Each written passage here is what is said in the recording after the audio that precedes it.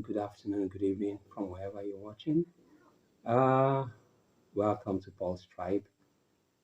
Today, we'll be discussing basically why we left Mauritius and Cape Verde and come to Nigeria. Crazy, right?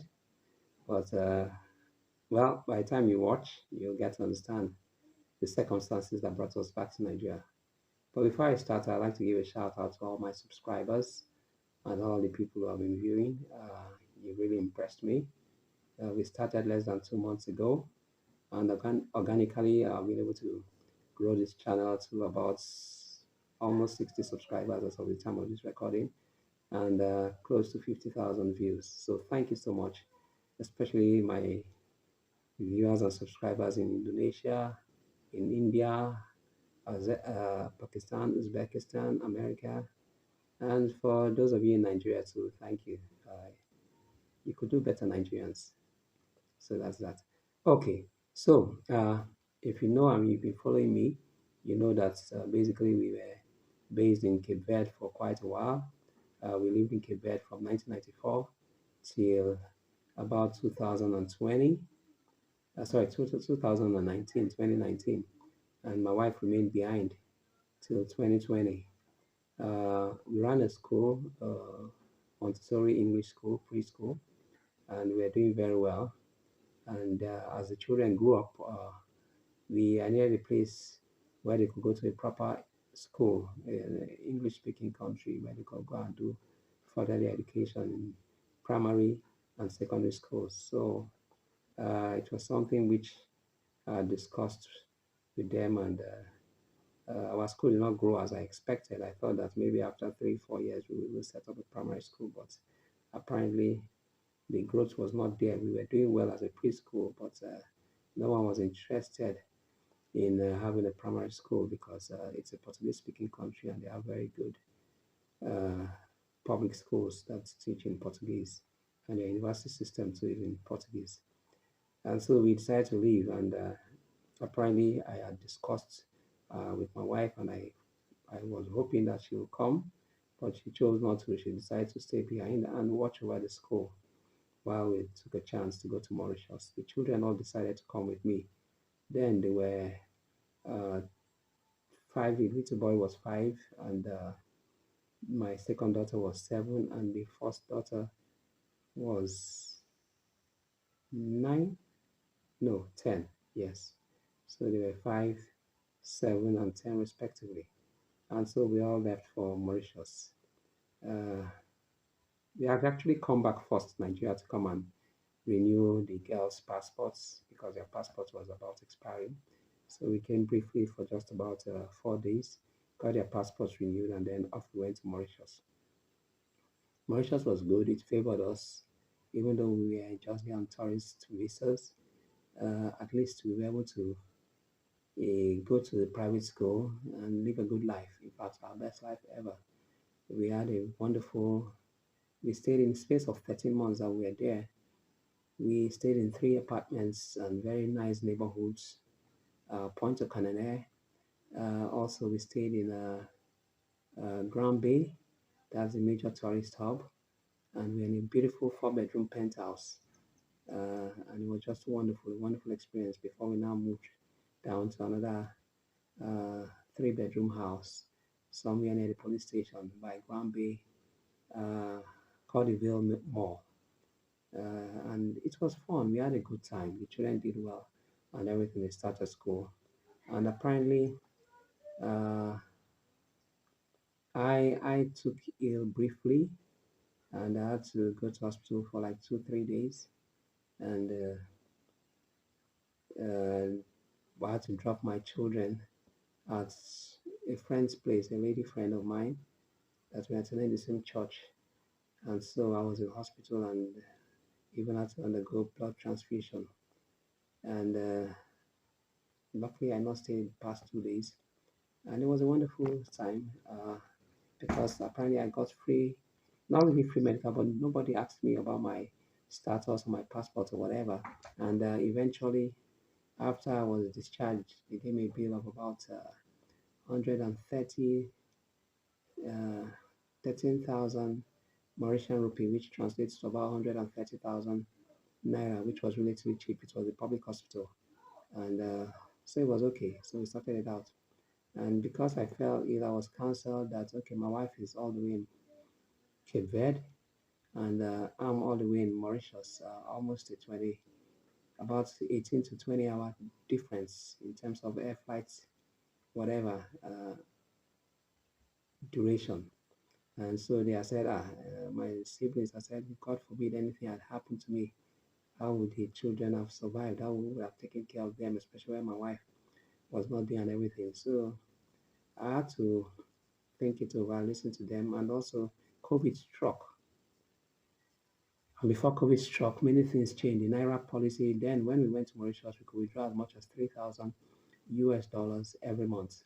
And then they now reduced it to 1,000 US dollars. My bank, I bank with a very good bank, the top three banks in Nigeria. And so they dropped it from 3,000 maximum withdrawal limit per month to 1,000 US dollars. And then they dropped it still further to $100.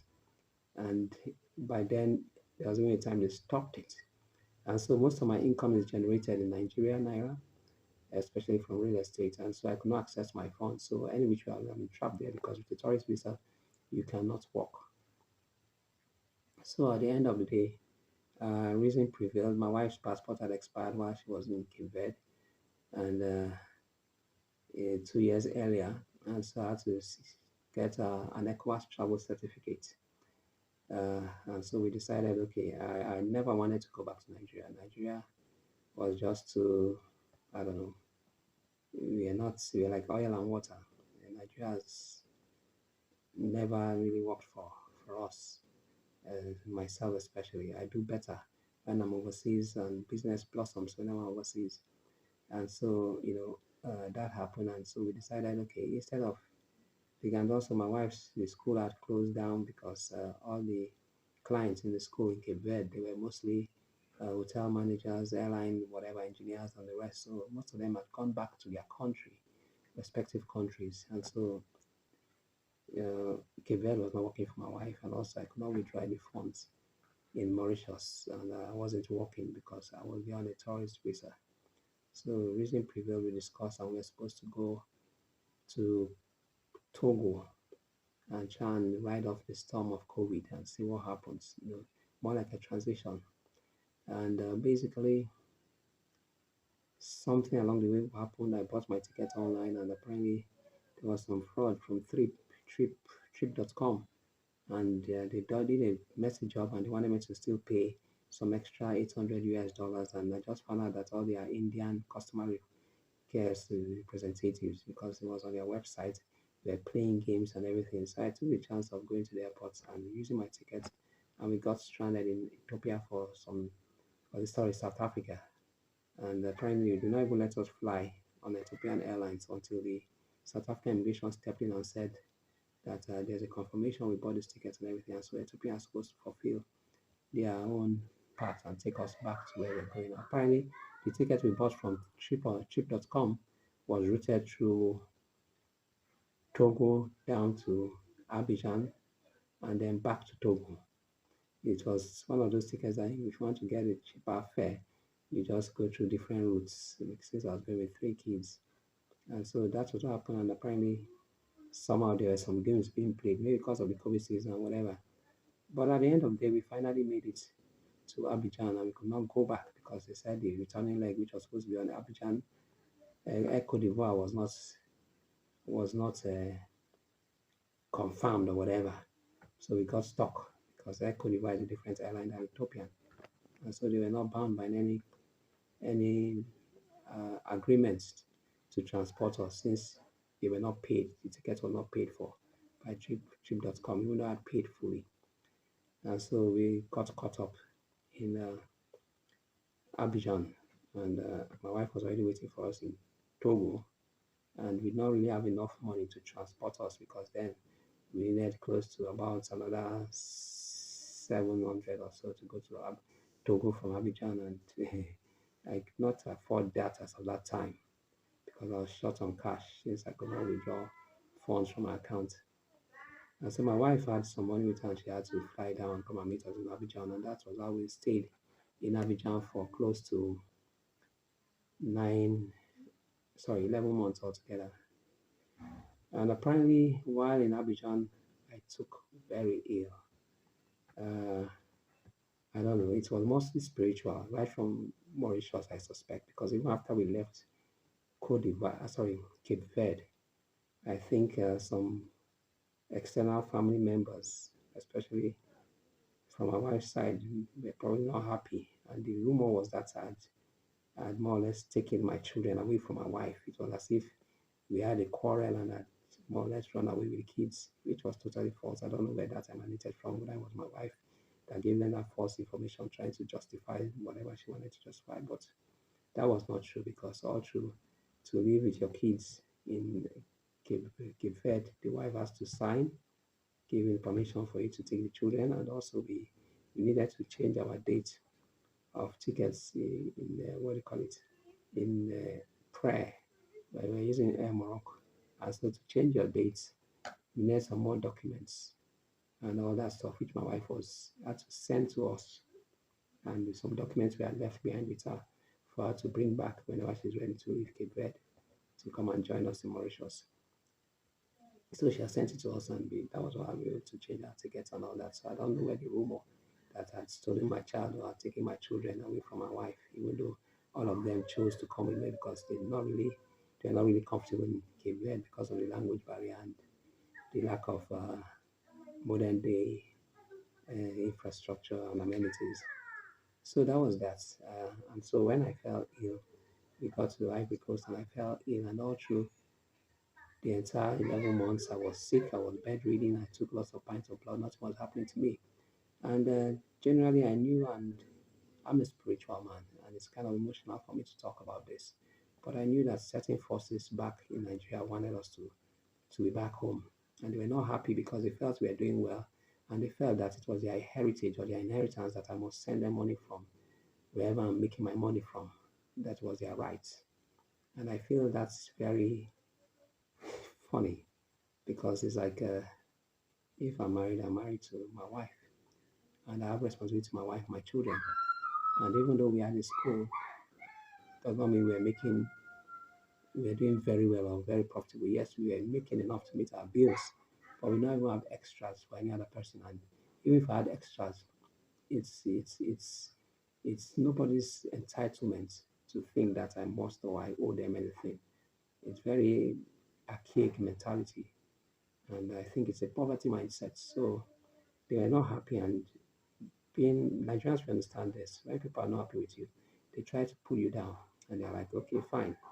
Since you decide not to be a blessing to us, we will bring you back here so you suffer. And eventually, I got so sick that to the point whereby my sister had to pay for our flight tickets because I was at the point of death.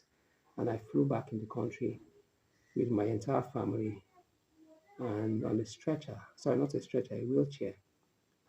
And funnily enough, even though I'd gotten the best medical treatment in Ivory Coast at millions of naira equivalents, I never got better. I was just going worse and worse. At the end, I looked like a refugee, like a starved refugee, and all my bones were coming out of my bodies, on my body. Uh, and so I almost died. In fact, I actually died once. I had a transfiguration experience with God, and God says He's giving me a new lease of life, and I should go back, or rather, it's a new beginning.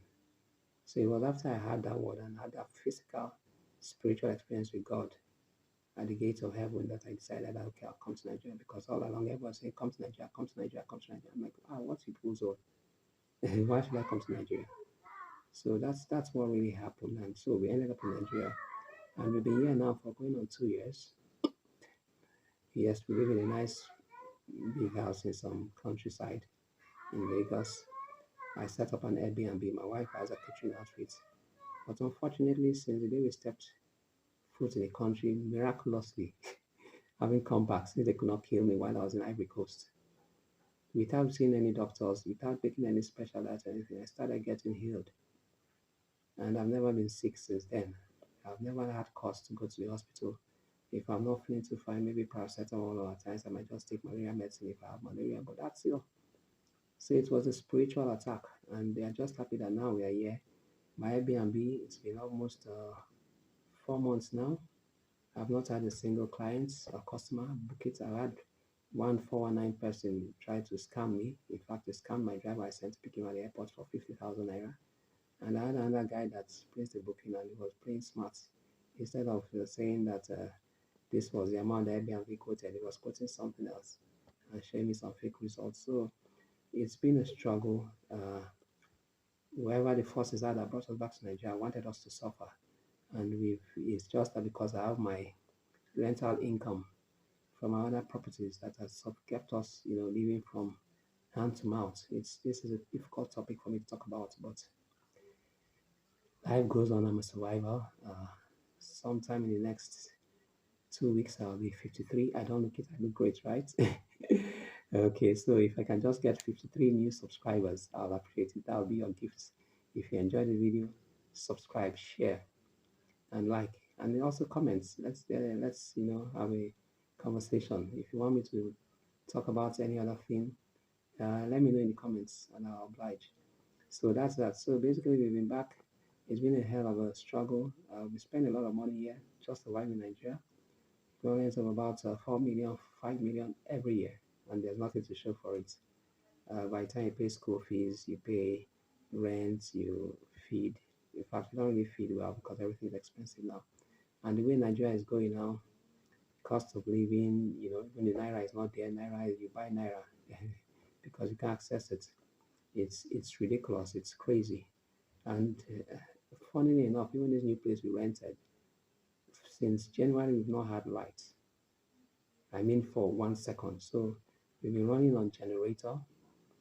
They say there's something wrong with the cable for the transformer, and we've contributed money, and they're still asking for another close to 1 million to finish up the job. And so it's ridiculous. It's like certain people or someone is happy that we are now in Nigeria. They are going through hell and high water. Nigeria has happened to us and everything, but they'll be put to shame. I serve a living God, and like I said, it's a travel channel, it's a family lifestyle channel, and we are planning to relocate. They can't stop me. They can't stop me. And before the end of the year, we'll be out of here for good. Nigeria has happened to us. The children have been traumatized. Uh, Yesterday, they finished their school and they did very well. My children made me proud. The youngest boy, who is 8, has not been in school for 3 years. The same thing with the other daughter, who's 10. They've not been for school for 3 years, and their results were the best in their class. They averaged 89 and close to 80, and they did very well, even though they've not been in the Nigerian school system or an educational system since COVID struck while we were in Mauritius. So I'm proud of them. And then the first girl too, she started school last year when we came back. She was the best overall. Got lots of awards, got the chairman's award, virtually she carried everything, even for the entire secondary school. And this year too, she's the best in a class of close to 40 something, 45 students. There are two different classes, but combined, she's the best. So I'm proud of my children. They're quite intelligent or smart.